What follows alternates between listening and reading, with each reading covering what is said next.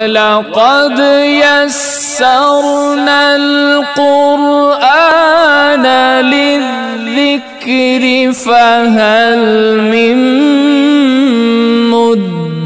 کئی دفعہ اپنے کئی مسلمان بھائیوں کی زبان سے سنا جو اپنی روزی روزگار کے سلسلے میں 2-4 سال باہر یورپ میں گزار کے آ جائیں، پھر واپس پاکستان میں آ کر ساری زندگی یورپ کے گوروں کی تعریفیں کر کر کے نہیں تھکتے۔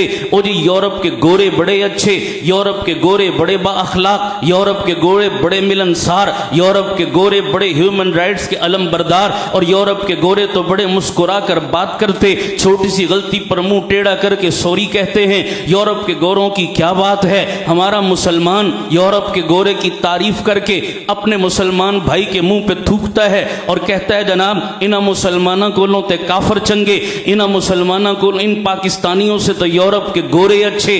بتاؤ ایسی بولیاں سنی نہیں سنی؟ لوگ تعریف کرتے ہیں، اہل ایمان کی جو ہے وہ تنقیص کرتے ہیں اور اہل کفر کی تعریف کرتے ہیں۔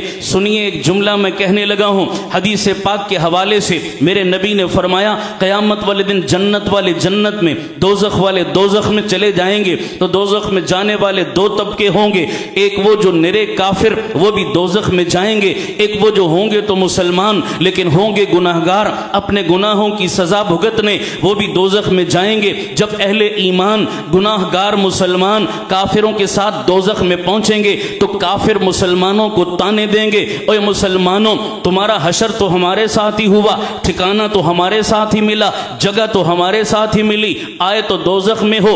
کہاں ہے تمہارا خدا جس کو سجدہ کرتے تھے؟ کہاں ہے تمہارا رب جس کا کلمہ پڑھتے، جس کی توحید اور کبریائی کا اقرار کرتے تھے؟ پتہ چلا تمہارا والی وارث کوئی بھی نہیں۔ اگر آج تمہارا خدا ہوتا تو اس جہنم کے عذاب سے تمہیں بچا لیتا۔ لوگ جانتے ہیں تانا گولی سے زیادہ سخت کام کیا کرتا ہے جب اہل ایمان کو کافر جہنم میں تانا دیں گے۔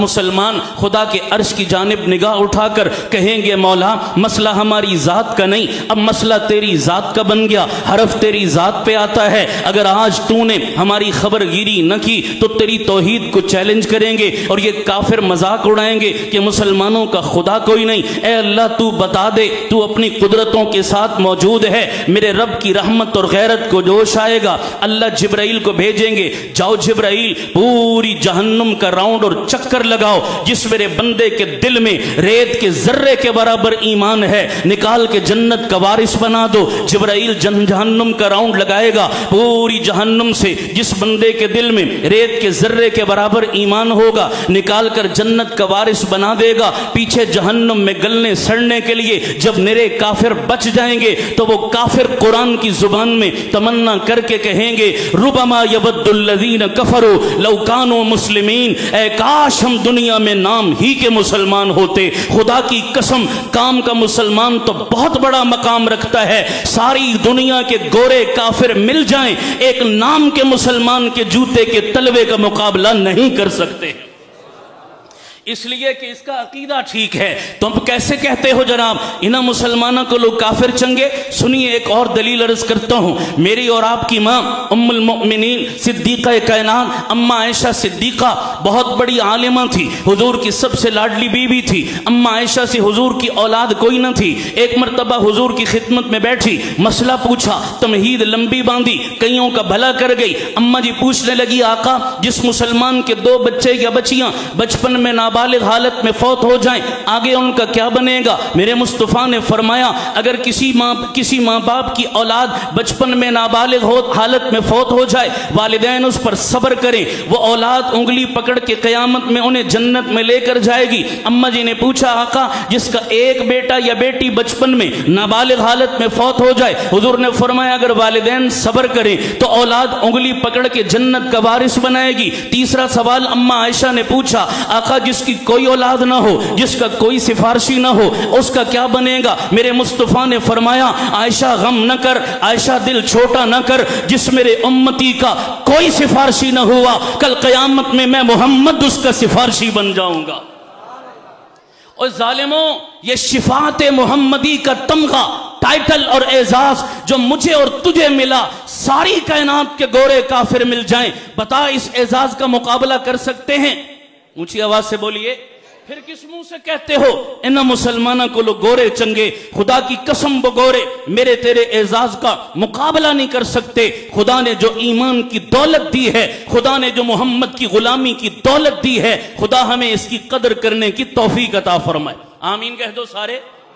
عقیدہ بہت بڑی چیز ہے، عقیدہ بہت بڑی دولت ہے، عقیدہ بہت اہمیت کا حامل ہے شریعت کی نظر میں۔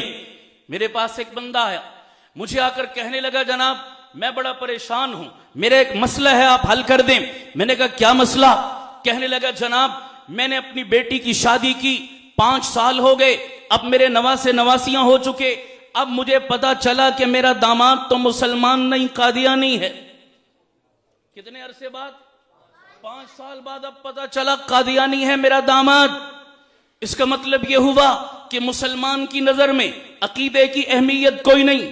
بیٹے کا رشتہ کرو یا بیٹی کا رشتہ کرو، چمڑی پوچھتے ہو، دمڑی پوچھتے ہو، بینک بیلنس پوچھتے ہو، جائیداد قوم قبیلہ پوچھتے ہو، اور جناب جو ہے وہ روپیہ پیسہ پوچھتے ہو، جائیداد حق مہر پوچھتے ہو، جہیز کا سامان پوچھتے ہو، لیکن جو چیز سب سے پہلے پوچھنی چاہیے وہ نہیں پوچھتے، اور وہ پوچھنے والی چیز کون سی ہے؟